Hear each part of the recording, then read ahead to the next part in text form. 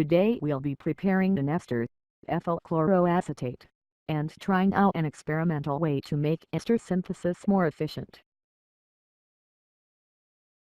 To start, we're using the corresponding carboxylic acid that we required, chloroacetic acid, which as you can see is a crystalline solid.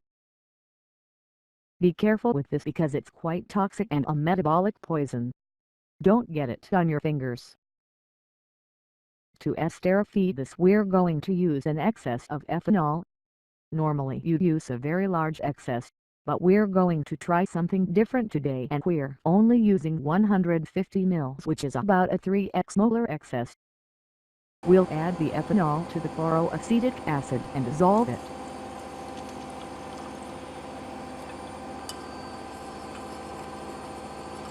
It takes a bit of stirring to get it all into solution, but it does eventually. We've set up the 500 ml flask. We put a stir bar in there because we originally thought we'd stir the mixture, but we don't actually need it. Some anti-bumping granules would be a good idea though. We've added the chloroacetic acid and ethanol to the flask. And now for our catalyst, we're going to use 3 ml of concentrated sulfuric acid. We added this to the flask, and then set up for reflux using a heating mantle. As the reaction occurs, water is produced, and together with the ethanol this distills off as an azeotropic mixture, condensing in our reflux condenser and then dripping back into the mixture. Our plan was to try to remove this water during the reflux process. This is calcium oxide. It reacts with water to form calcium hydroxide, which is also a solid. Both of these compounds are insoluble in ethanol. Let's see it react with a few drops of water. There's no obvious reaction, but the mixture heats up and you can see some steam being given off. We put an adapter between the flask and the condenser and placed a cut-down fluted filter paper into it like this. The idea is that the vapors can come around the sides of the paper, but the drops of condensing liquid will fall into the middle and filter through the paper. And we've placed some calcium oxide into the paper so that the ethanol will drip into this. It's important though that none of the calcium oxide makes its way into the flask. Calcium oxide is alkaline and will react with both the chloroacetic acid and the sulfuric acid catalyst. Okay, let's start heating and see what happens. Pretty quickly the mixture starts to boil.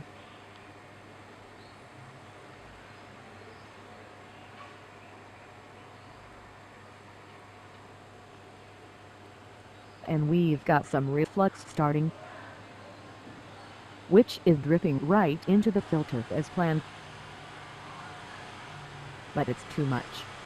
The filter isn't capable of handling more than one drip about every 5 seconds. So we've got an overflow and some of the calcium oxide is coming with it into the flask. So we removed the middle adapter and just set up for normal reflux. After an hour we tried again using a different configuration of filter paper and with the calcium oxide packed down tightly. But this also overflowed after a while. So at this point we tried a different approach. So after another 30 minutes of normal refluxing, we set up for simple distillation. Only using calcium oxide in the receiving flask. We figured we'd collect the ethanol and water azeotrope and then try to dry it using the calcium oxide before returning to the boiling flask. With the azeotrope boiling off at around 80 degrees C, we've got the fairly quick distillation collecting, and the temperature of the receiving flask is getting quite warm due to the reaction of the water with the calcium oxide. After a while we poured out the mixture from the receiving flask and allowed it to settle.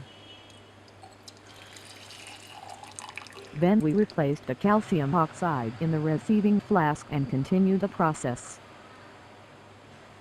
and once the mixture had settled we placed the alcohol back into the boiling flask. To be honest, this was all a bit of a pain in the ass because it meant constant disassembly and reassembly of the apparatus. And the product in this case is quite lacrimatory, which didn't help. After we'd continued this process for about 2 hours, we decided to switch back to simple distillation without the calcium oxide, and first distilled off excess ethanol from the reaction mixture. The ethanol was at the distillation temperature gradually rose, and above 100 degrees C we changed flasks and collected another fraction. Then we collected a final fraction above 135 degrees C, with the vapor temperature rising to 144 degrees at its peak. The contents of the boiling flask began to char and turn black towards the end of the distillation.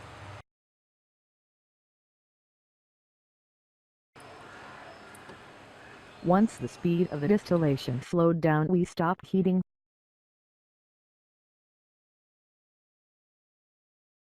Here's our first fraction, which came off above 100 degrees.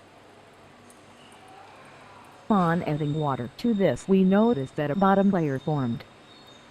It's a little difficult to see because the color is very close to the water. And on the right, here's our slightly off-colored fraction, which we collected over 135 degrees. Since the product appears to be insoluble and immiscible with water, we decided to combine the fractions in a separating funnel and wash with water.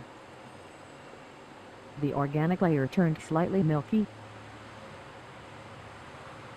We shook thoroughly, allowed the layers to separate, and then removed the bottom layer into a flask. Then we added some anhydrous magnesium sulfate to dry this.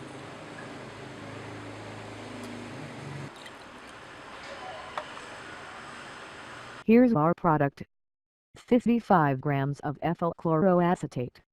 We were interested to see how much we'd get, but despite our attempts at drying and recycling ethanol, this is only a 57% yield on starting chloroacetic acid.